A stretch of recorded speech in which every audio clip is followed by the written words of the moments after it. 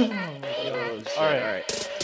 Welcome back to another episode of the Boys on the Bench podcast. As always, we are your hosts. I am DJ Riley, and alongside me is my brother, Dalton Riley, and lifelong friend, Nathan Eastwood. So in this episode, we are going to continue talking about the picks upcoming in this 2023 NFL Draft. So in episode 3, which is the last episode, we talked about picks 1 through 5. And now, like I said, this is just a continuation, and we are going to go through picks 6 through 10. So currently, we are going to talk about number 6, and that is currently held by the Detroit Lions via the LA Rams. So Nathan, go ahead and get us started with that. Yeah. So I think it's 6 with the Lions. I don't really like this pick, but I'm gonna go with Jalen Carter. I'm not a big fan of him going in the top 10 because of his, attitude and character and all that's gone on in Georgia past few months. And but he's a generational talent, and he is big, fast, strong. He has the ability and the potential to be an awesome NFL player. And with the Lions sitting at 6, who don't really need to really beef up their offense right now because they've kind of proven that they can move down the football field and score.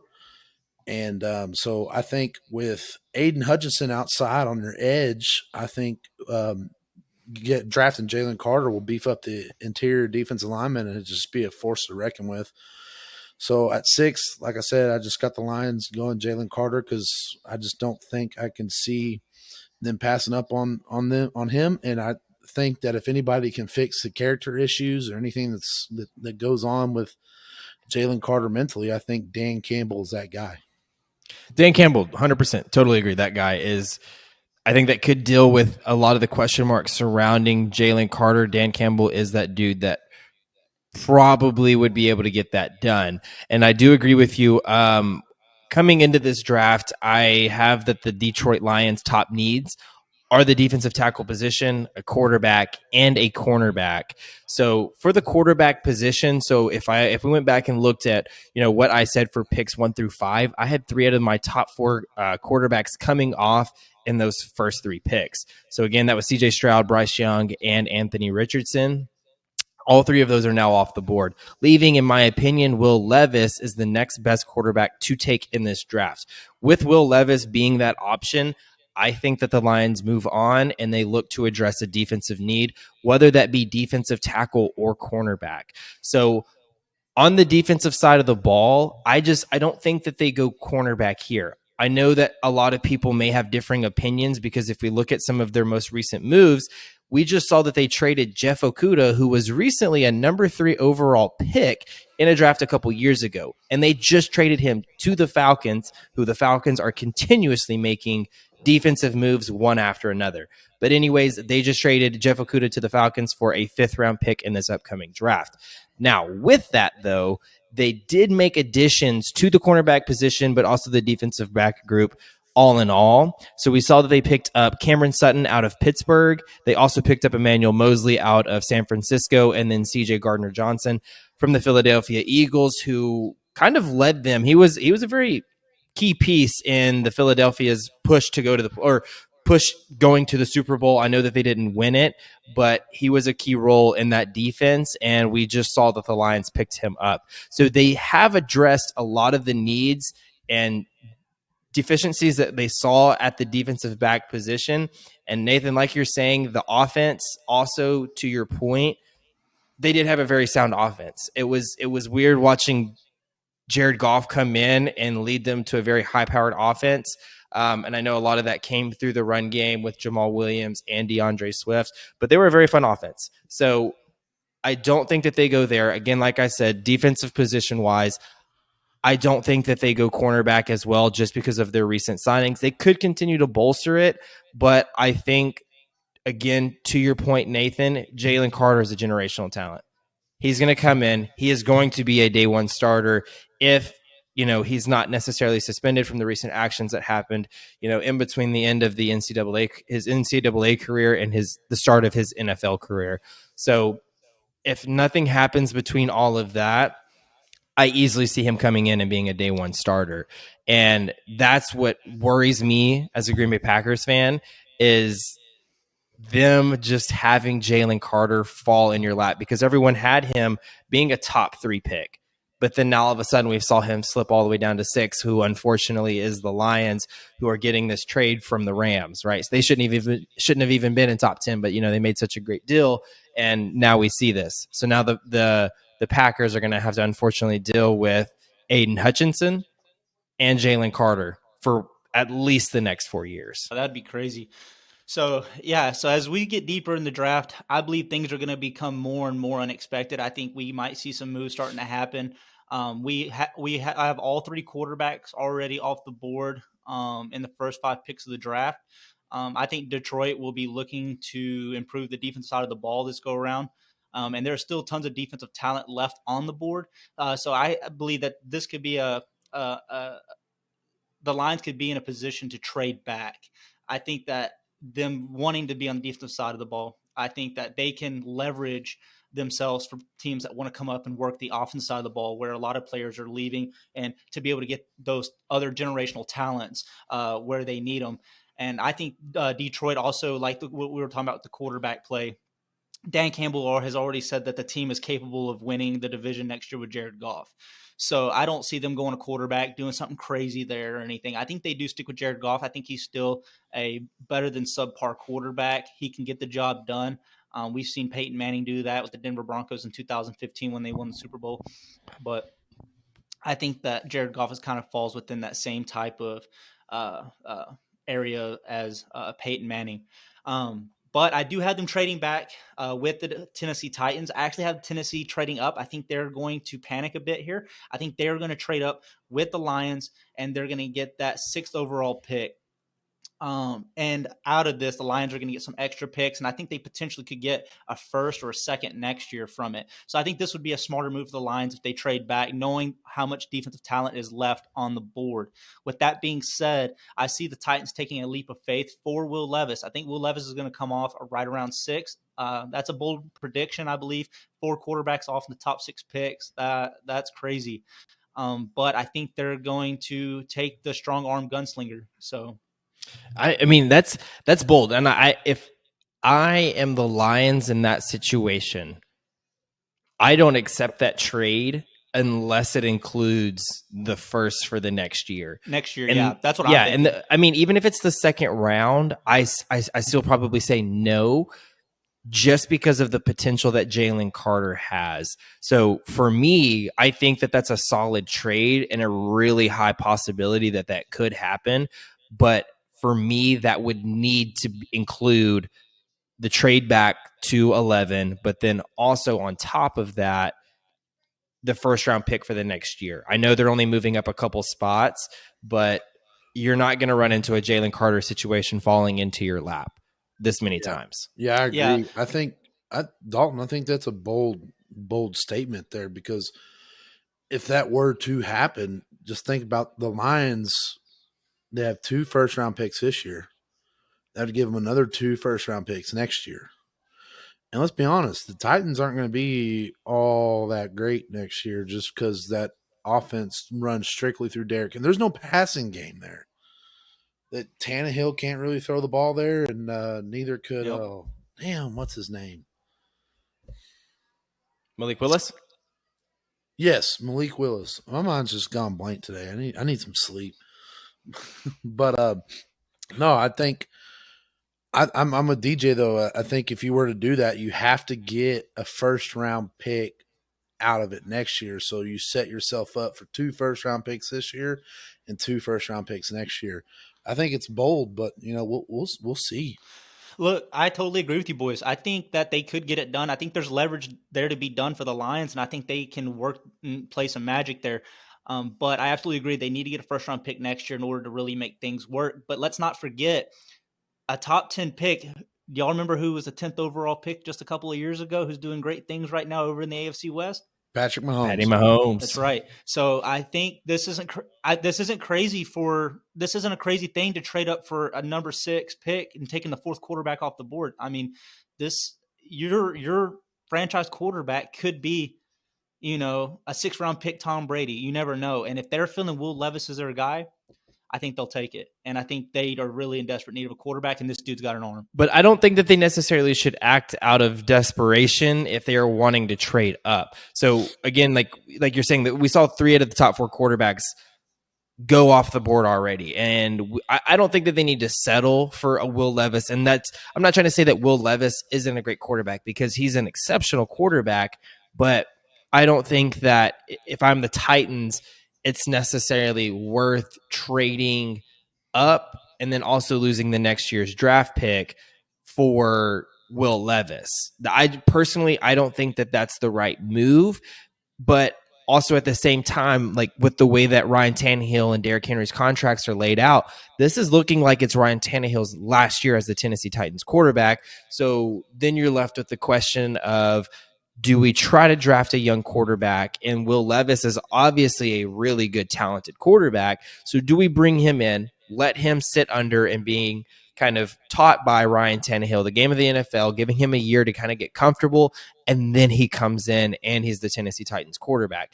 If not, then I think that they have to really consider that Malik Willis is probably going to be the quarterback at least for a year, maybe 2, after Ryan Tannehill era is over, unless they go with the free agency market. Now, again, I just don't think that they need to settle, move up, but I do think that that is a very interesting offer, because if the Tennessee Titans are sold on Will Levis, I absolutely see this being a trade that is made for them.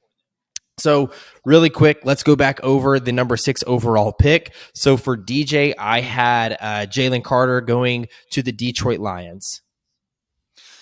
For Dalton, I have the Titans trading up with the Lions and taking Will Levis with the number 6.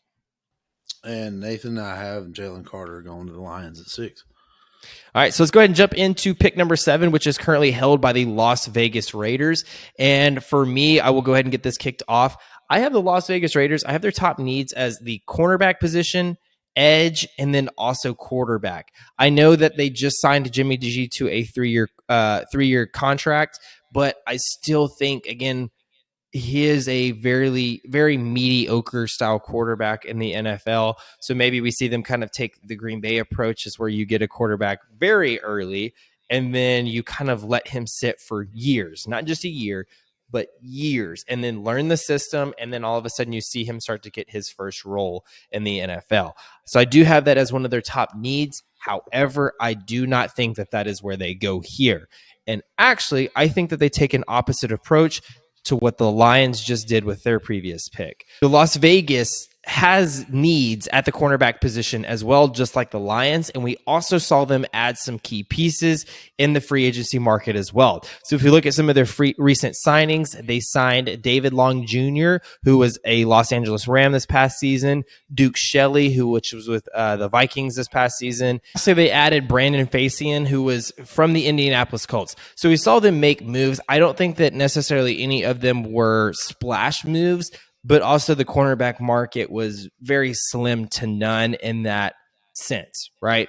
So because they didn't make any splash moves, but they also added pieces in free agency, I do think that the cornerback position is something that they address early on in the draft. And because of that, for me, my top cornerback prospect in this draft is Devin Witherspoon out of Illinois, and that's who I have them taking. Yeah, so for me, cornerback. I can't emphasize it enough for the Raiders. A great defensive secondary is a must to succeed in the AFC West. We were just talking about the guy, Patrick Mahomes. We got Justin Herbert there as well. I think that these quarterbacks are going to make it a must for other teams in the defensive secondary. So I agree with DJ that the Raiders will take the number 1 cornerback off the board to juice up that secondary. Devin Witherspoon has shown the ability to make big plays all over the field in college football. He has the ability to dominate at the press and off coverage. His size can be a little bit of a concern at 5'11" and at 181 pounds, but his smarts and football IQ will make up for it. There aren't very many times that he makes mistakes on the field and ultimately looks confused. So he's a great player, very smart, and I think he knows how to use his body to put himself in the best position to make a play. Also, Bleacher Report, believe it or not, actually compares him to Jair Alexander, who that's who they compare him to. And Jair, just so y'all know, is actually at 5'10", 196 pounds. He's a little heavier, but he's shorter. So they That dude's a believe. freaking beast. Yeah, so they're having Devin Witherspoon comparing pretty good to his measurables and his athletic ability with Jair Alexander. So I thought that was pretty fascinating.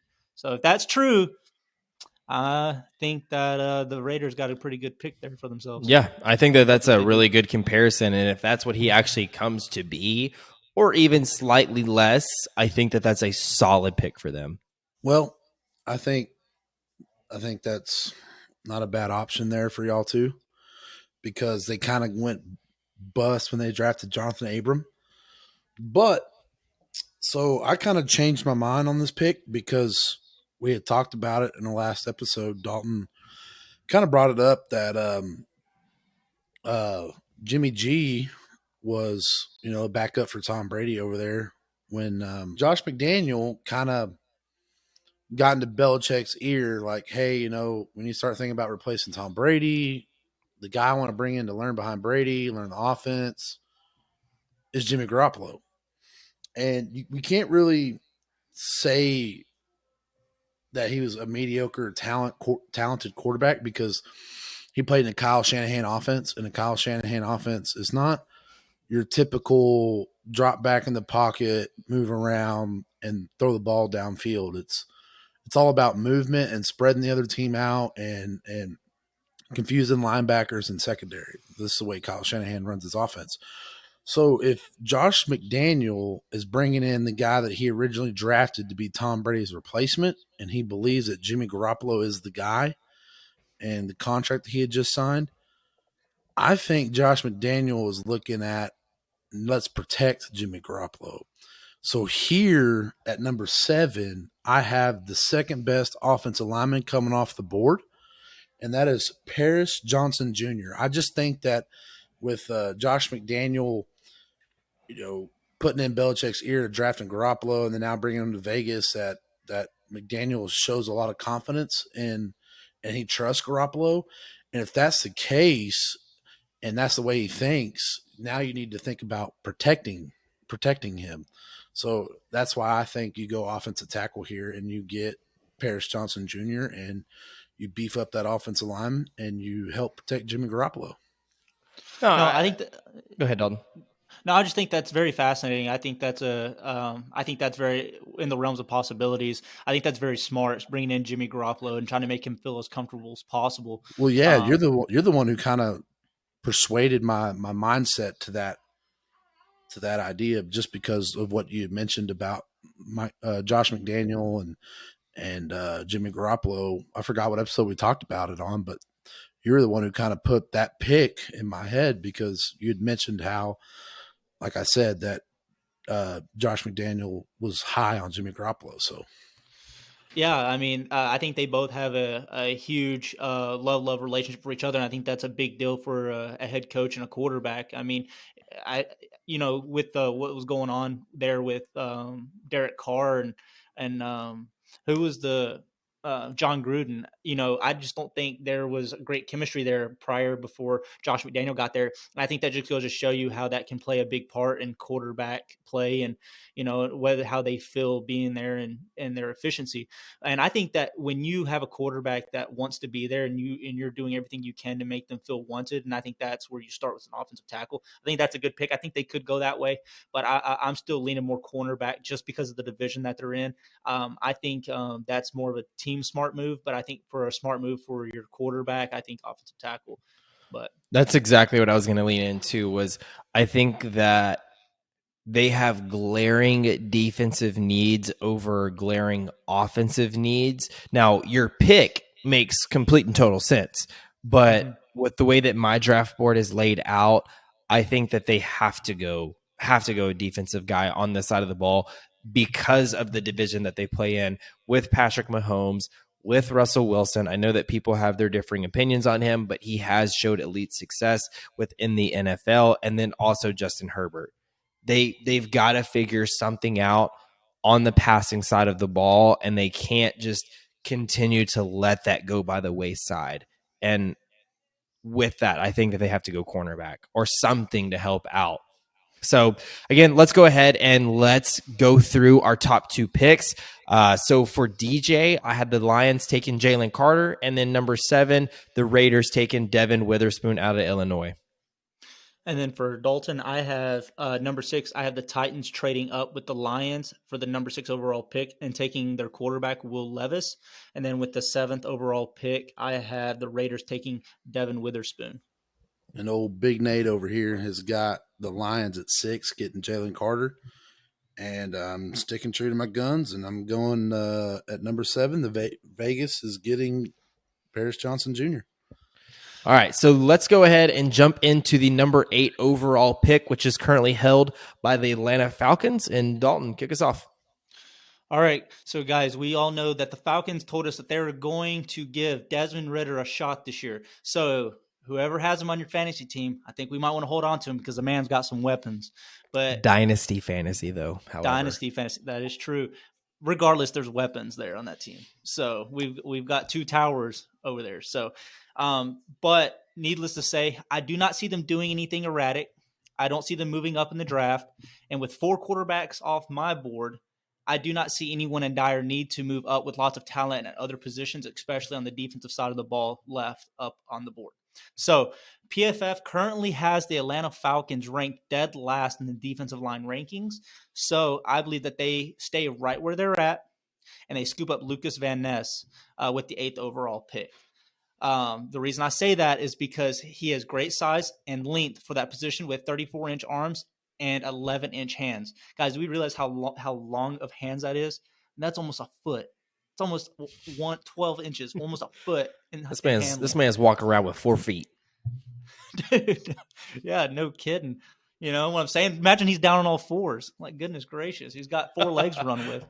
So, you know what I'm saying? It's a hell of a bear crawl. So the dude is just freakishly built. I think I wouldn't say he's so much underrated. I don't think he gets as much attention as those ahead of him. But I think that this dude, if he were to, be drafted next year, the year prior, the dude probably could have been one of the number 1 edge rushers off. This draft is very heavily talented in edge rushers, and I think that getting him at number 8, I think that is a great spot to pick up Lucas Van Ness. And also one thing that's major too, as having an edge rusher, no major injuries. I think that is huge. Not having any injuries, coming in fresh right into the NFL. So I think that's going to be that would be a big pick for the Atlanta Falcons. All right, I'll step up here. So I'm with y'all. I think that there was potential here to go secondary, to get a cornerback or a safety. You'd asked me a couple weeks ago, I'd have said the Falcons would be stupid not to do that. But given all the offseason moves that they've made, they have a pretty stacked secondary now, I would say. And so, like you said, that defense was just terrible last year.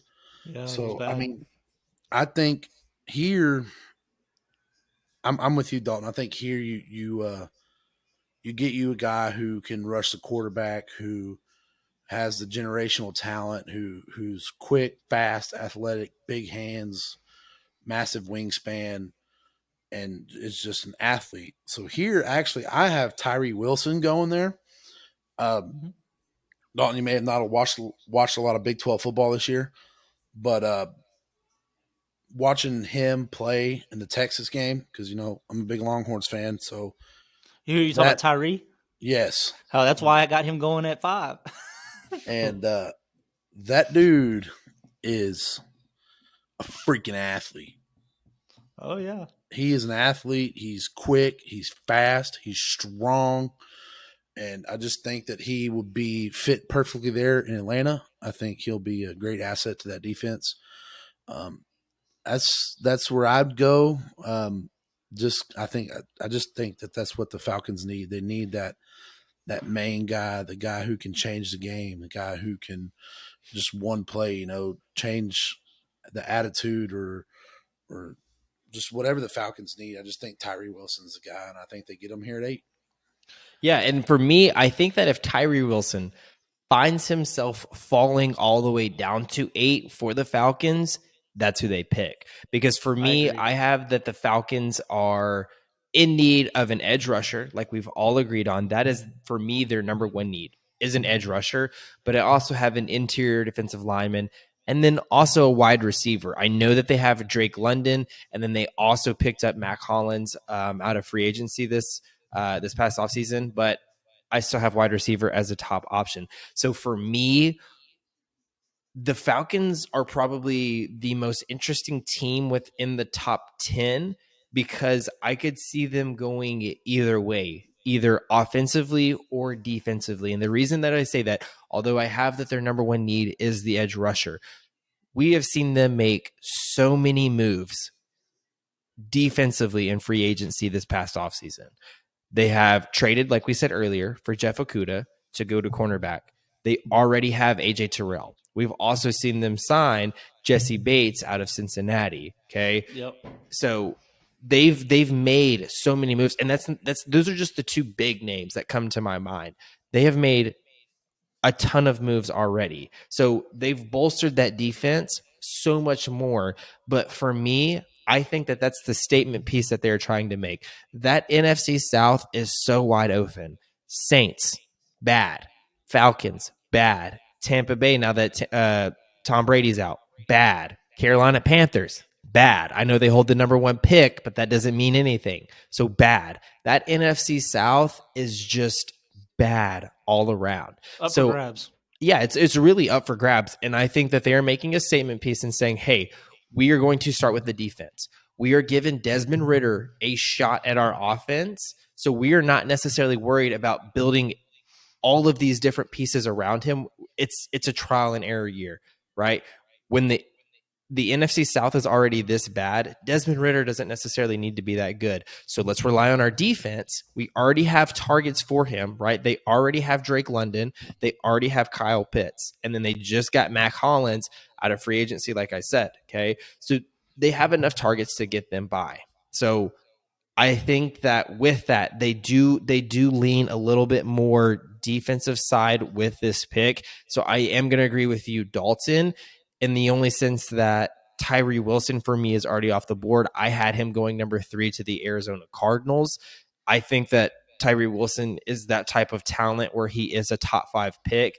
And then I also had Will Anderson going number 2. So Tyree Wilson for me was the number 2 overall edge rusher. So I had him going number 3. And then, so that means Van Ness is my next best guy. So I do see that the Falcons go Lucas Van Ness, but I also wanted to speak because I can also see them going Jackson Smith-Njigba out of Ohio State.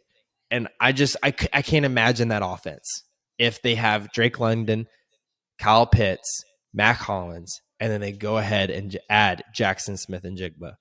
That is a very fun offense on top of all of the free agency signings that they made on the defense. So for me, it's hard.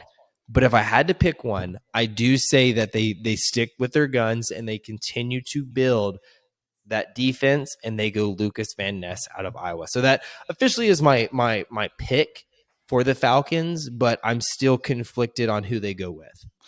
You know what? That's very interesting because, I think I have what's smart for the Falcons, but I also have what's fun for the Falcons, right? And I think that the Falcons are actually in a very interesting position at 8 because there's a lot of things that they can do and they can be very spontaneous here. Another fun player I think they may go to that no one will see coming is Bijan Robinson.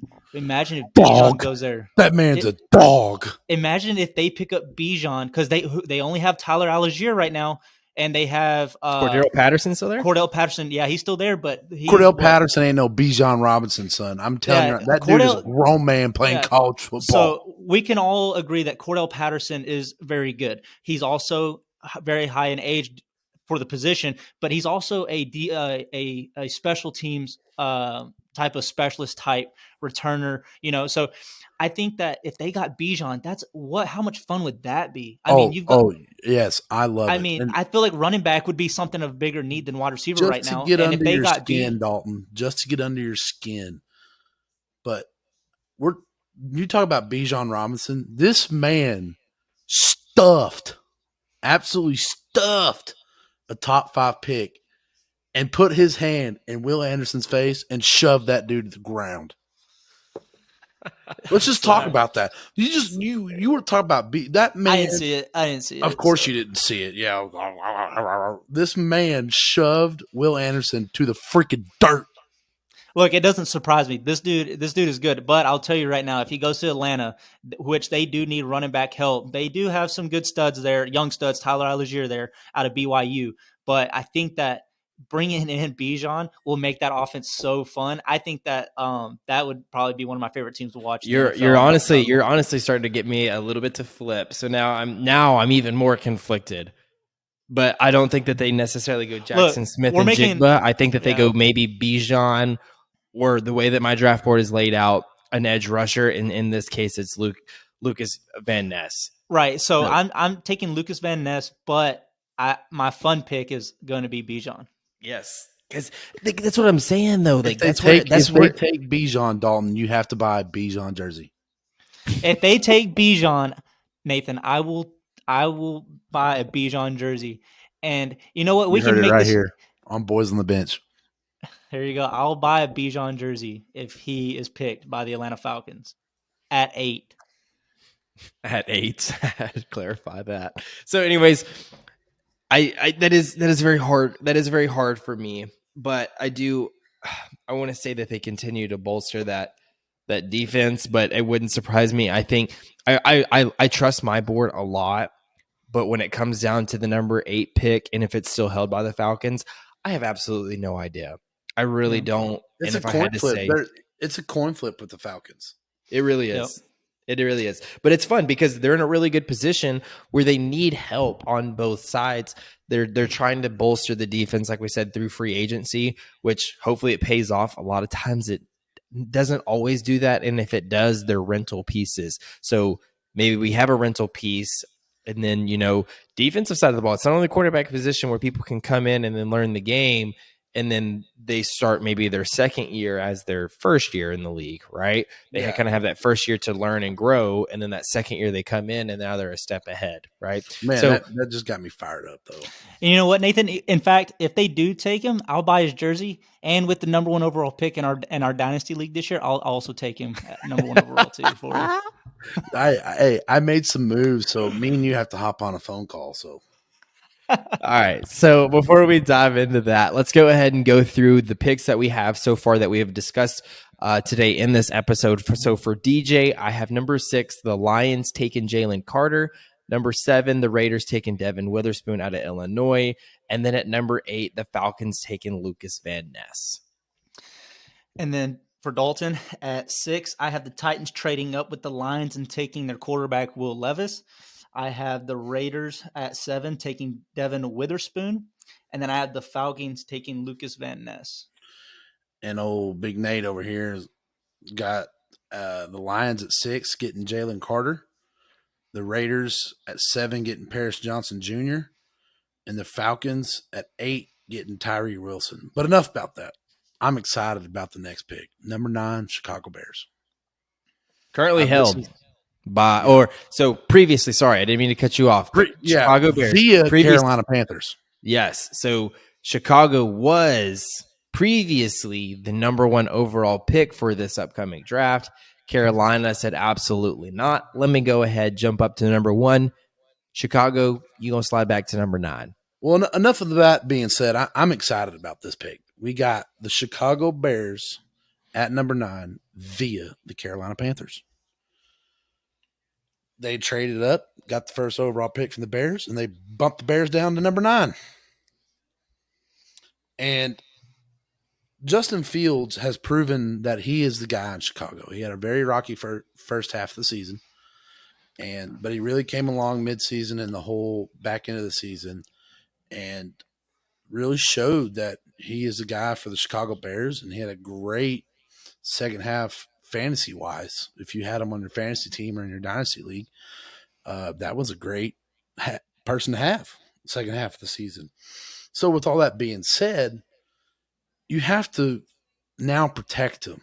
You already got him a good receiver in DJ Moore. Now you got to protect him. And how can you protect him when on my draft board I already have Peter Skrnowski gone and Paris Johnson Jr.? That leaves old Darnell White out of Tennessee. Darnell White is 6'6", 350 offensive tackle who played for the Tennessee Volunteers. That man is built like a bus. I feel bad for these people's poor mothers, man. Gosh, And, these people are huge. and not to mention, Alabama edge rusher Will Anderson said this about old Darnell White. He was the best offensive tackle I've faced ever in college football. It's coming from Will Anderson. And that's a game where Will Anderson really struggled to get off blocks. Why is that? Because old Darnell White was just manhandling him. And I think if that comes, and that came directly from Will Anderson's mouth. So if someone who's a top 5 pick in the NFL draft is saying like, hey, the hardest person I ever faced in college football is Darnell White out of Tennessee, and he's the 3rd best offensive tackle, the Bears, this is a great spot. The Bears come in, they get a guy to help protect Justin Fields, and you start building that offensive line around him, I should say. So this is why I think that the Chicago Bears will go offensive line and they'll draft Darnell White. No, I agree that they do go with the offensive tackle in this position, in this pick. So for me, I have that Chicago's top needs are either offensive tackle or cornerback in this draft, especially with this pick. They're either going offensive tackle or cornerback. So the fact that they traded back from 1 to 9, I think that was the smartest move they could make. They could have gotten an exceptional talent, but then they knew that there were teams that were willing to trade up to get a cornerback or a quarterback. There's no need for them to remain there. You might as well trade back and get more assets for that. With this trade back, we saw that they added DJ Moore to this offense. So I do agree that that's kind of the motive that they're taking into this draft, is that they're going to continue to add around this offense. They want to add more pieces to Justin Fields and the Chicago Bears side of the ball on the offensive side. So I do agree that they are going to go with the offensive tackle. But fortunately for my draft board, those 2 offensive tackles that you mentioned in Peter Skoronski and then also Paris Johnson Jr., they are still on my draft board. So I think it is between either 2 of them. But looking at kind of the size comparison of them, I saw that Peter Skoronski is a little bit of an undersized tackle. He showed a ton of success, and they have him as the top offensive tackle in this draft. Now, for me, with him being a little bit undersized, coming in at 6'4", weighing 313, him and Paris Johnson weigh the exact same. Peter Skoronski is 6'4" in height, but then Paris Johnson Jr. is 6'6". So they were saying that Peter Skoronski, whenever he comes into the league, they may give him a trial period at the tackle position, but with his size comparison, he is very similarly related to Zach Martin, who is a highly successful guard in the league. So I do think that maybe give him a trial period at the tackle position, but then he slowly starts to make the transition into a guard position. So with that, there is uncertainty with Peter Skoronski, and the uncertainty is not necessarily in his ability, but in his size and where he's going to wind up in the NFL. So with that, I think that maybe they end up taking Paris Johnson because of his frame. He looks like the typical tackle within the NFL. And then also, if you ask Justin Fields, hey, dude, we are torn between, but we want to protect you, but we're torn between Peter Skoronski and Paris Johnson Jr. Which one do you think we should take? Without a shadow of a doubt, Justin Fields being a fellow Buckeye, he's going to say Paris Johnson Jr. without a doubt. Get that boy in. He can help protect me. Yeah, that's right. And also, just like DJ said, because I still have Peter Skoronski and Paris Johnson still on my board, I obviously think that we can all agree that it's going to be an offensive tackle going to be taken off the board here for the Chicago Bears to protect Justin Fields. So at the 9th pick overall, I think I'm based on how my board is laid out, I think we're going to see the first offensive tackle taken off the board. For me, that's going to be Peter Skoronski. That's where I differ from DJ and Nathan. But PFF currently ranks Peter Skoronski with the highest rating for pass blocking with a score of 93, which means he's highly efficient when it comes to pass blocking. Now we know with the Bears, they are not a pass blocking or a passing type of team, but I still think that if you have a score that high in pass blocking, I don't see how you still can't be quite efficient in the run game as well. He has impeccable footwork. He's never sluggish, and he's always quick off the ball. So I think that having those type of measurables and seeing those type of things in his draft grade, I think that will make him quite efficient in the run game as well. If we know also ESPN analyst Todd McShay, I'm sure we've all heard of him. He says that his arm measurables are kind of short at a little over 32 inches. He says that offensive tackles ideally have 34-inch length arms or more, but he is sudden and always balanced in his set and powerful. And the explosion showed up in his vertical, which was 34.5 inches, and his broad jump, which was 9'7", both second best among offensive linemen. For Paris Johnson, that was 9'2" in his broad jump. So it was 5 feet further than Paris Johnson's. Now, that doesn't take away from the size comparison. Paris Johnson is bigger. I can see how that can be better, especially in the run game. But I just think that Peter Skoronski is a more polished technician at the position and will be a great addition at either tackle spot for the Chicago Bears. And also, this is a fun fact. DJ, you might like this one, and I don't know if you already know it, but he's the son of Bob Skoronski, who won 5 NFL championships as a tackle for the Green Bay Packers. So he does have, he knows what it's like to win. He comes from a championship dad who obviously knows how to get to that level. And so I think there's a lot, he's under some great wings there. And being able to mold him into what he needs to be for the NFL. So I think Peter Skoronski comes into the NFL with a little bit of an edge over some other offensive tackles, offensive linemen in this draft, just because of where he comes from. Well, I think you made a good point. I think you made a good point there, Dalton, because DJ had mentioned that given the size ability there, that he could potentially be moved to guard like Zach Martin. And in my head, I was like, that's not a bad move because Zach Martin is a stud. But then listening to you talk about him, it's like, why would you move him to guard if he's perfected the offensive tackle position? Like, yeah, if Paris Johnson Jr. is bigger than he is, but wouldn't you want someone who's got better technique, better feet, and quick with their hands and is powerful? I mean, yeah, you look at offensive tackles and you think of just big old buses, Tyron Smith, who's like 6'8", and then, all those other guys. But then, yeah, he's a little short on the tackle side, but if his mechanics are there and he's that powerful and he's that good and can move that quick and just able to handle himself at the tackle position, I think that's a fair pick there. I totally agree with that, but we also have to realize, yes, he's perfected the tackle position within the Big 12 conference. He's out of Northwestern. He wasn't at a top dog school. Yes, he was at a Power 5 conference school. He played in the Big 10. Or Big 10. Yes, sorry, not Big 12. Yeah. Big 10 at Northwestern. So, and not a top dog team, like I was saying. But I don't want to take away. I don't play against the Penn State and the Ohio State. Yeah. Michigan, no, absolutely. And he has proven success. He is a very good tackle. But to make that transition from the NCAA to the NFL, I know neither of us have been there. We haven't even played D1 college ball. So we haven't even been to the first stage of it. I have on NCAA 14, sir. Absolutely. Okay. We tore it up. 4-time All-American. 4-time All-American. Okay. But to my point though, right? Making that jump from the NCAA to the NFL, there wouldn't be all these reports about him being undersized because, like what Dalton said, is his size comparison, even in his wingspan, was 2 inches difference from Paris Johnson Jr. His wingspan is 2 inches. His total height is 2 inches. But to NFL scouts, 2 inches is all the difference. That makes a ton of difference.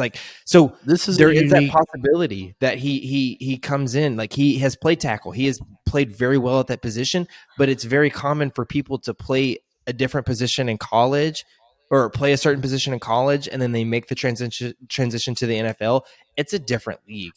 It is the best. Yeah, You are now yeah. the best of the best.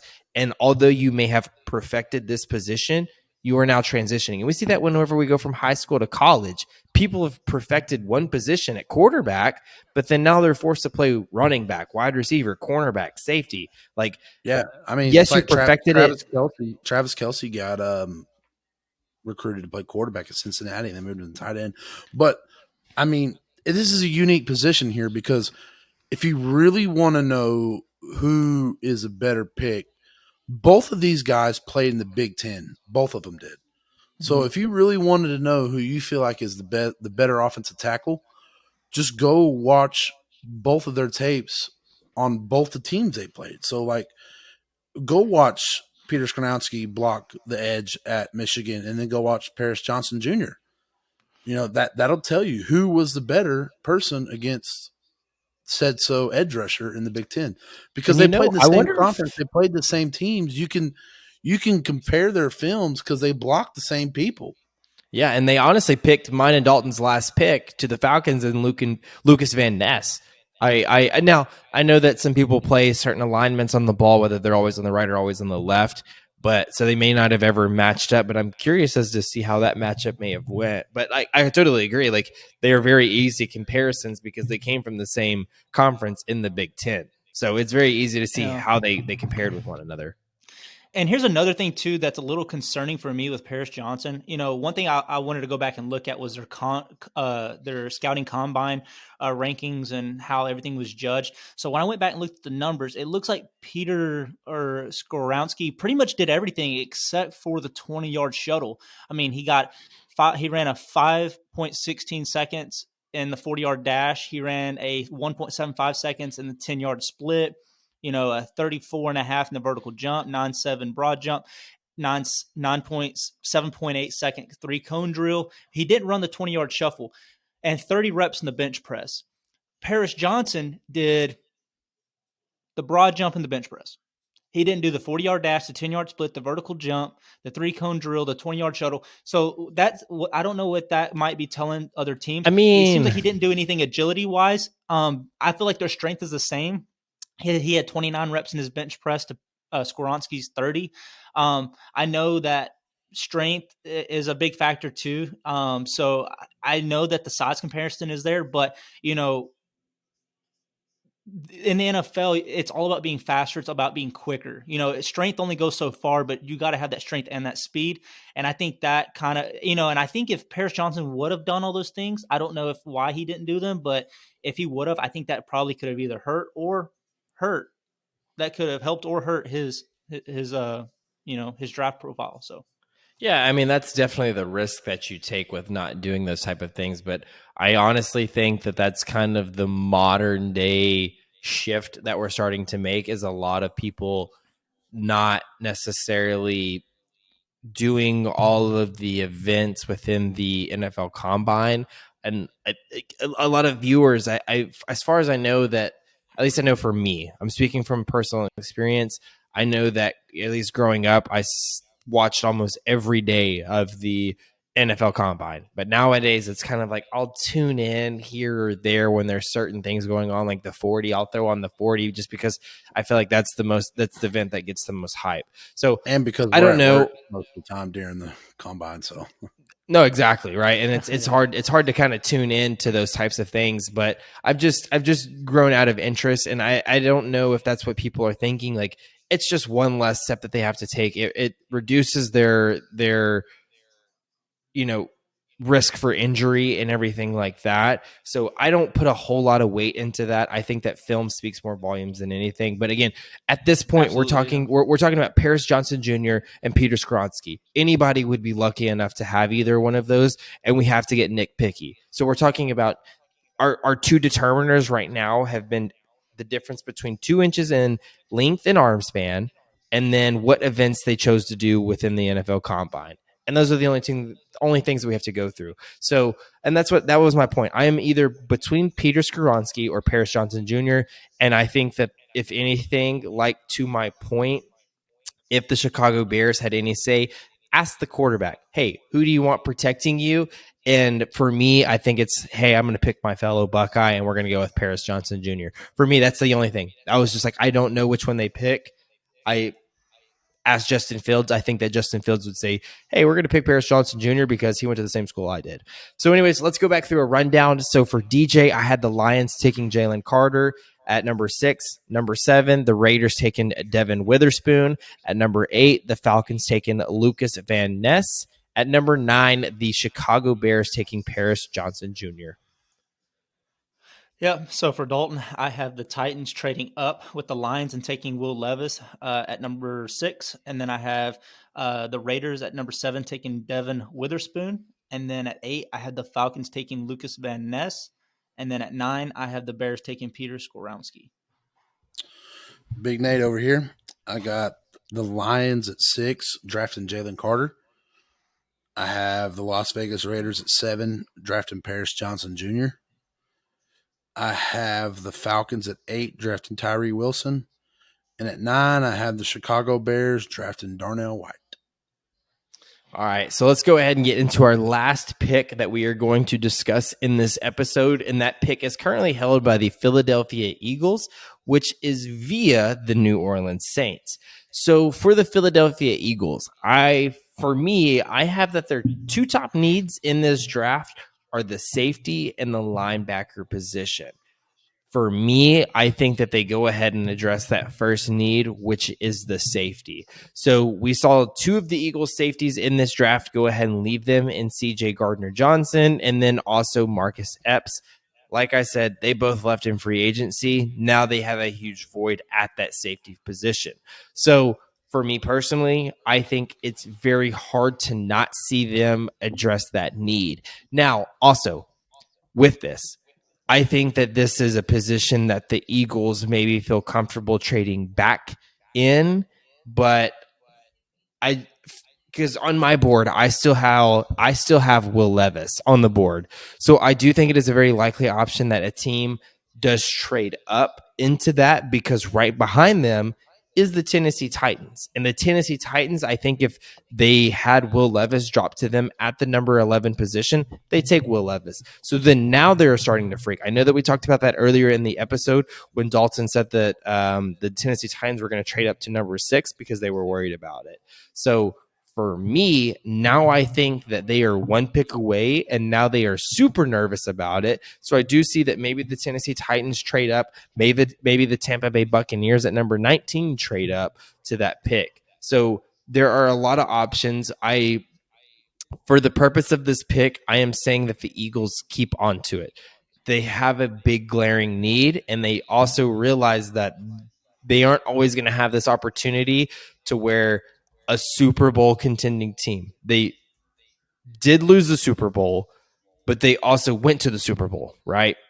And they also have a top 10 pick. So why not go ahead and use this pick on a guy that you need and that you want? You lost 2 of your top safeties. Why not go ahead and fix that with the top 10 pick? So for me, I have them taking the best safety off the board, and that safety is Brian Branch out of Alabama. I talked to some Eagle fans because, got my brother who's a big Eagles fan, and, he follows sports like us 3 do. He's big into sports, and, given this episode and what we've talked about and the Eagles falling into the top 10 here, and we're covering one of their picks, I've talked to him about, as an Eagles fan, what would you like to see? And, ideally he says, and I'm going to agree with him here. He says it could be a potential trade back spot, like you said, but I think they're in the same boat as what Dalton said at the Lions. If you trade back and someone's going to trade up, get a first rounder for next year, because the Eagles do have 2 first-round picks this year. So, and talking to him about, okay, if you weren't to trade back, what would you like to see here? And at first he was really heavy set on Bijan Robinson, just because, the big question mark there given the running back position. But they signed, who was it? The guy out of Seattle. Rashad Penny, yeah. And he was like, wouldn't get Bijan anymore. So talking to him, and we've been back and forth. I don't think a linebacker is a need here because a lot of people forgot that they drafted Nakobe Dean last year, who did not start, and but he did come in and he looked very well when he did come in and play. So I think now he's going to come in, he's going to be a starter on this defense. Nakobe Dean is. So talking with him and just going back and forth, I think this is where Lucas Van Ness comes off the board, because in communication with Kenneth, it was like you got Brandon Graham and Fletcher Cox, who are your veteran, defensive linemen. And I don't know how old they are, but they got to be getting close to the end of their career. So why not bring in a young edge rusher and learn from two guys who've been in Philadelphia for a long time and who's had tremendous success there in Philadelphia? And I just think this is where they get their edge rusher. And I think you could possibly use that 30th pick, or I think is what they have, maybe trade up, give away a 4th or 5th round pick and go get a safety or a corner. Then I think the bigger need here, yeah, they lost 2 safeties, but I mean, that secondary was deep. That's why they made a Super Bowl run. That's why that defense was so good. I think where you got veterans on the D line who are back into their career. So I think it's a good opportunity to bring in a young, talented edge rusher to learn from Fletcher Cox and Brandon Graham. So this is where I got Lucas Van Ness coming off the board. Yeah, no, Nathan, I'm going to have to absolutely agree with you. I think here they're going to have to take a defensive player. And here at the number 10 overall, I think this is where Jalen Carter comes off the board. With questions swirling around his character, I mean, we've referenced it multiple times here on the podcast. But if he does stumble down the pecking order, this seems like this would be his floor here at 10 to the Eagles. This will be an absolute steal for the Eagles, considering this dude was a potential number 1 overall draft pick before the incident happened. But I think if they do take him, this could be another year of top defensive production for the Eagles on the defensive line. We also have to be aware, Nathan already brought this up, and it's a good point. This defensive line is starting to run out of gas. Brandon Graham is 35 years old, and Fletcher Cox is 32 years old. I believe that this will be a safe yet effective draft pick for the Eagles at 10. No, and I agree. Again, anytime that we continue to talk about Jalen Carter moving further and further and further down the board, it gets even more and more and more interesting. If Jalen Carter finds himself at the number 10 position and the Eagles are still there, dumb not to take him. Absolutely dumb not to take him, because of what both of y'all are saying with the aging players that they already have on the defensive line. Have to take Jalen Carter. For me, I already have him off the board. And with, again, like I was saying, with the recent kind of way that free agency has gone and they lost their safeties, that's, for me, that's a position that you have to address. You don't just give that up, because, again, if you look at the Cowboys, who are in their division, they're definitely moving towards a more pass-happy team. Also, the Giants. We also see that the Giants, they are starting to add a little bit more pieces with this, with the trading of Darren Waller. They're starting to be a little bit more pass-happy division within the NFL. So, also, I know that people could say that, well, one way to stop the pass is to get good pressure and good get sacks on him and everything else like that. I totally agree, but also with that, pressure sacks come within a big contribute quite a bit to that. So I think that they have to address the defensive back position. And for me, it's Brian Branch. So anyways, let's go back through our top 5 picks. And why not? Actually, you know what, guys? So let's go ahead and go through our top 10 that we picked and give the listeners just a top 10 overview. So number 1, I had Carolina Panthers taking CJ Stroud. At number 2, the Houston Texans taking Will Anderson. At number 3, the Arizona Cardinals taking Tyree Wilson. Number 4, the Indianapolis Colts taking Anthony Richardson. At number 5, the Seattle Seahawks taking Bryce Young. If it's not Seattle, then somebody else is trading up into that spot to take Bryce Young. Then at number 6, I have the Detroit Lions taking Jalen Carter. At number 7, the Las Vegas Raiders taking Devin Witherspoon. At number 8, the Atlanta Falcons taking Lucas Van Ness. At number 9, the Chicago Bears taking Paris Johnson Jr. And then lastly, number 10, the Philadelphia Eagles taking Brian Branch. Yep. And then for Dalton, I have Bryce Young being drafted number 1 overall by the Carolina Panthers. Then I have Houston not waiting any longer to take their franchise guy, CJ Stroud, at number 2. Then I have the first defensive player coming off the board at number 3, Will Anderson to Arizona.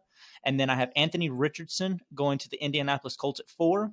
Then I have Tyree Wilson going to the Seattle Seahawks at 5. And then I have the Tennessee Titans, the first trade up in the draft, trading up to 6 from the Lions and taking Will Levis, their quarterback.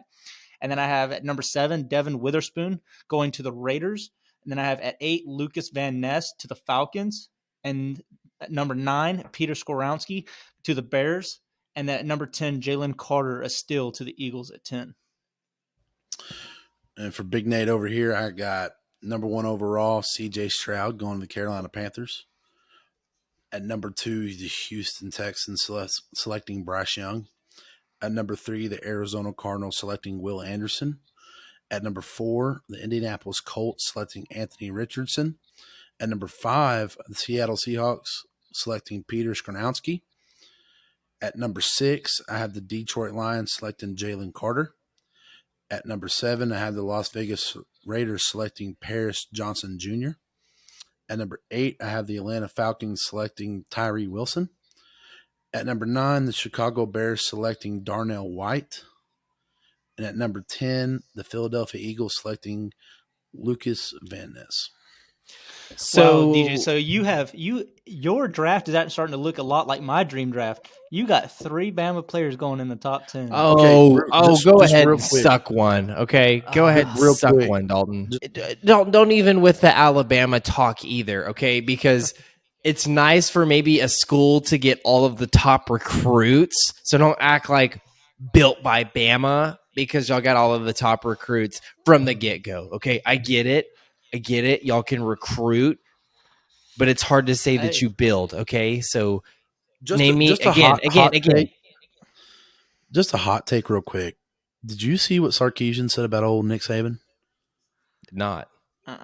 He said it was I forgot. It was quoted. I saw it on Twitter. I follow this guy who's kind of like a Bleacher Report, but for Texas football. And he said that he quoted Sarkisian, and they did an interview together. And Sarkisian was like, the rest kind of pulled us out of a game there. They kind of cost us one because of the safety that Bryce Young had and all that.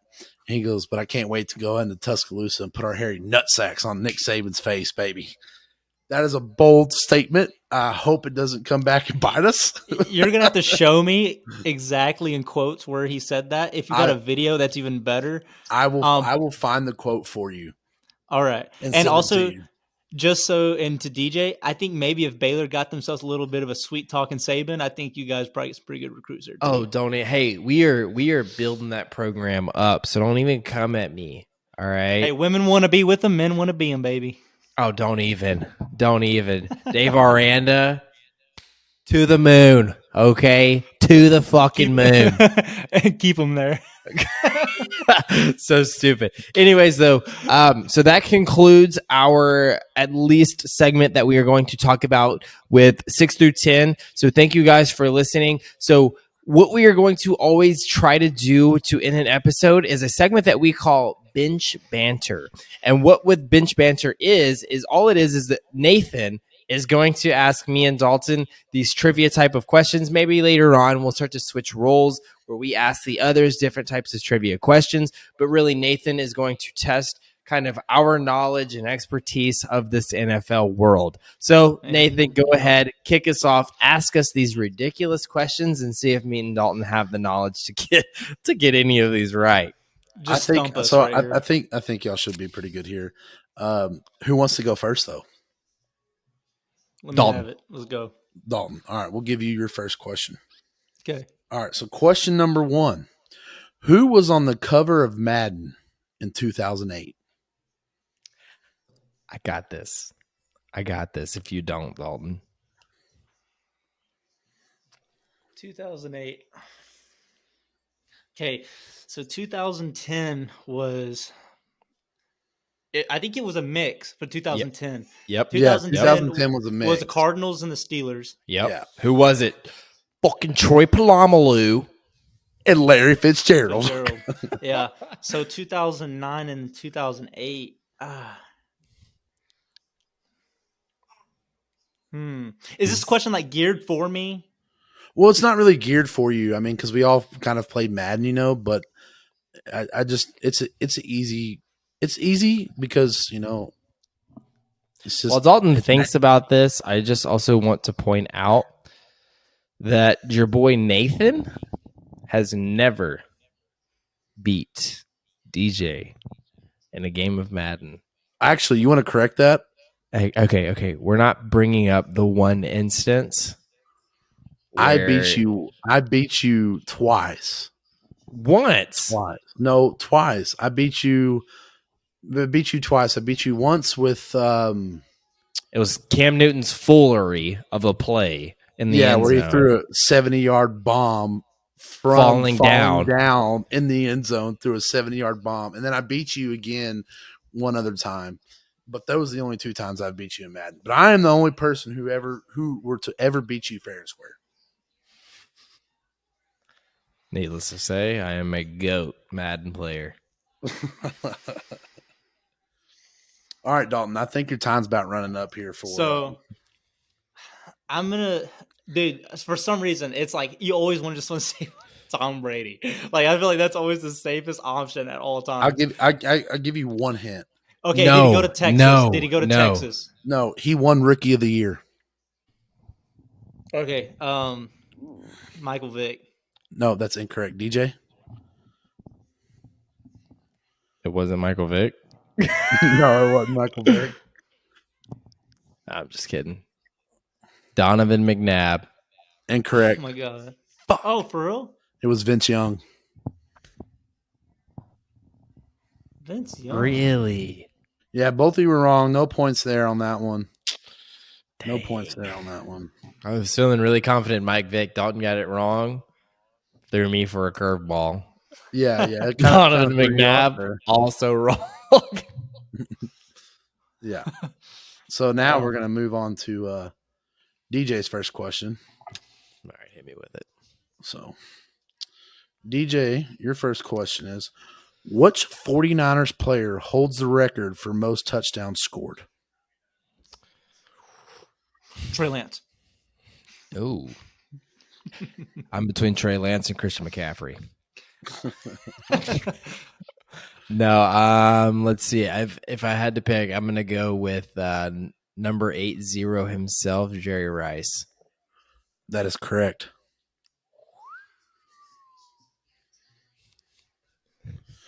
All right. So DJ is up on Dalton. DJ is up on Dalton 1-0 here. And we'll keep tally, who wins at the end of the year. Question number 2 for Dalton. An undefeated season has only been completed once in NFL history. What team achieved it? Miami Dolphins. Oh, come on. That is correct. Oh yeah. Correct. Question number 2 for DJ. Hit me with it. What wide receiver holds the record for most receiving yards in a single season? Oh. Sheesh. In a single season, not career. In a single season. Yeah, but I feel like those also kind of go hand in hand. Actually, it does not. Okay, give me a hint. Boy, this is going to be a hard hint. Let's see. He retired early because the team did not want to trade Calvin him because Johnson. he was that good. Yeah. That's who I was gonna say is Calvin I was like- Johnson, but I was like, I wasn't- couldn't. I was like, I can't give you like a really Megatron. good hint here because, like, if I say if he plays for the Lions, that gives it away. If I call him Megatron, that obviously gives it away. I was trying to think of like the best hint I could give you without kind of giving it away. No, Calvin that Johnson was was kind of my second. I was actually starting to think Randy Moss, but So it was Calvin Johnson, and he did it with 1,964 yards in a single season. I figured it was him. Who was number 2 though?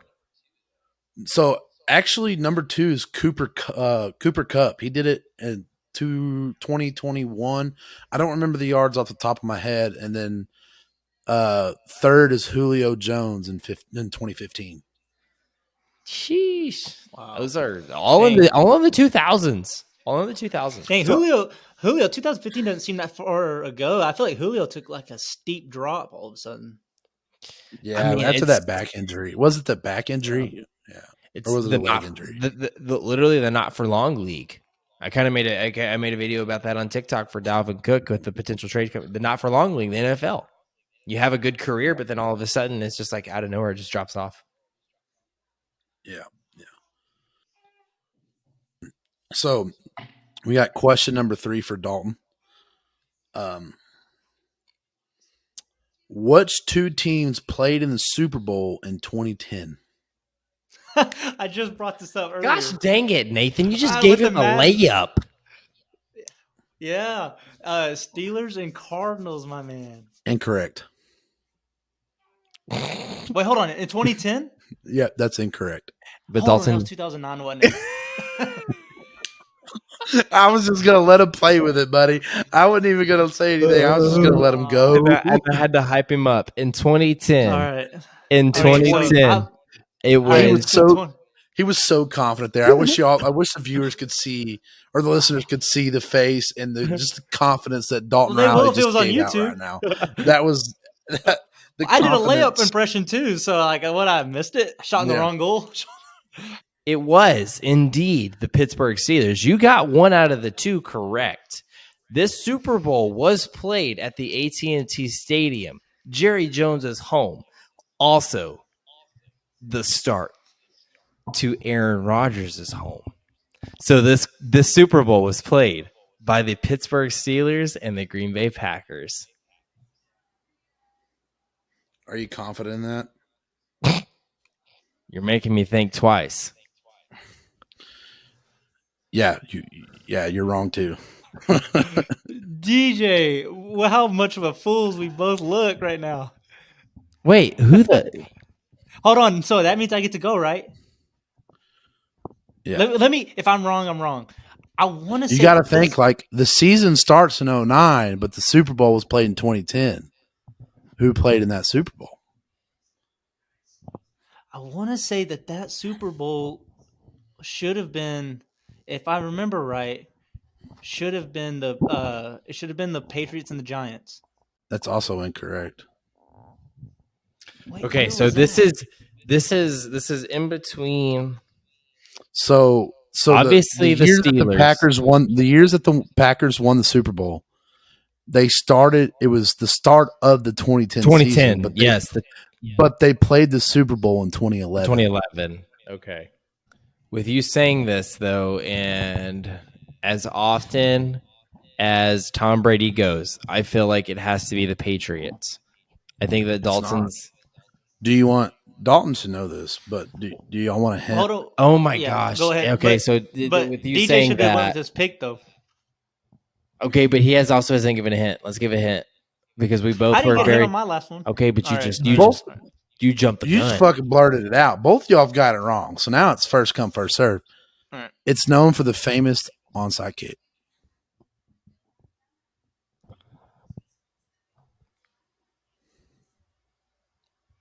When you say onside kick, though, I automatically have PTSD from Green Bay doing an onside kick in the Seattle game during the playoffs, and Brandon Boston. They came right out of halftime onside kick. No, I know, and that's with the Colts. Who did they play? No, and it's the Saints, Colts and the This Saints. is Saints. Yes, sir. Colts and the Colts and the Saints, Saints. 2010. I'm not going to give that to anybody because y'all both got it wrong. Because DJ was gonna say Patriots and somebody, and we Yeah. Wait for your hint. Ask for it, okay? you were about to guess, and then Nathan was given the hint with If anything, unprovoked. I'm calling Both, out of like both of y'all got it wrong. Both of y'all were super confident we in did. y'all's We got it answers wrong. there. DJ was so confident in the Oh. Steelers and the Oh. Packers there. Gag Just me. as confident as Dalton was with the Cardinals and the And Steelers. the Steelers, So. yeah. The Madden cases throw me off, dude. The thing is, every it's time. 2010. I know that the 2010 season is when the Packers won. So then when Dalton is wrong, I'm like 2010 season. But then, yes, I always forget the Super Bowl is always the year. It's the 2010-2011 season. Yeah. So for the third and final question for you, DJ. In 2019, Lamar Jackson became the second player in NFL history to be named as a unanimous MVP. Who was the first?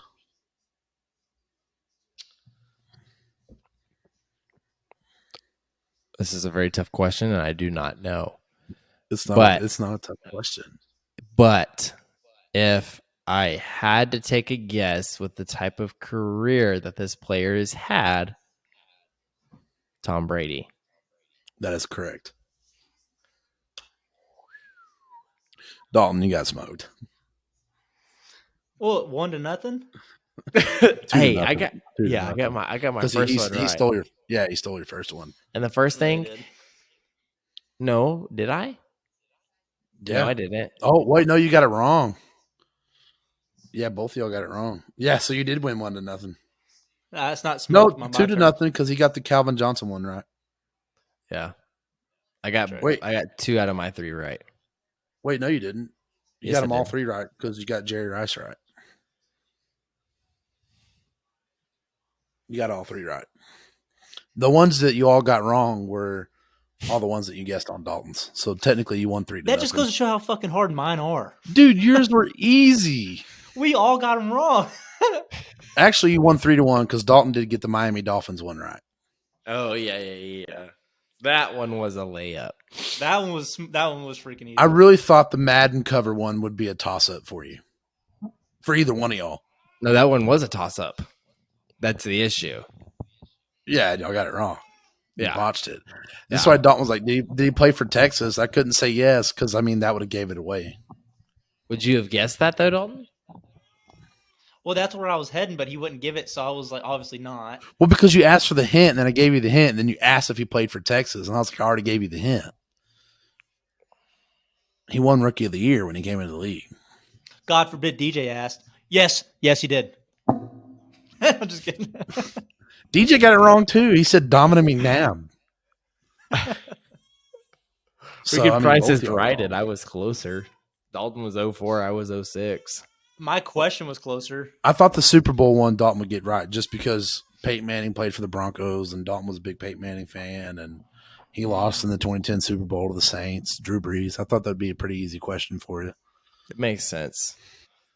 Yeah. Dalton, who was your first guess? Yeah. Maybe you thought about it.